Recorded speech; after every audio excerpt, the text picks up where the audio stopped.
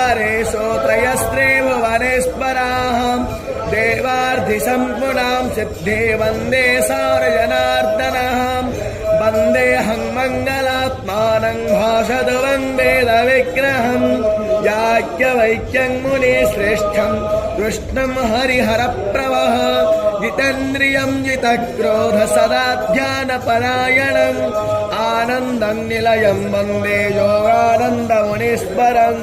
वेदान्तवेद्यं सकलादवैद्यं दयासुधासिन्धुरनन्तरूपं श्रीयाज्ञवल्क्यं परिपूर्णचन्द्रं श्रीमद्गुरो नित्यमहं Namami गणनाथः सरस्वतीरपि Syukuro Brihaspati पञ्चैता यन्तो विस्मतो दवधासो अपरीतास अद्भिदः देवानो यथा सदा तो वेशयम् हरि बोला हरि हरि बोला हरि हरि बोला जनग्रावाण्यः सोमसुतो पयो भवस्तदस्तेन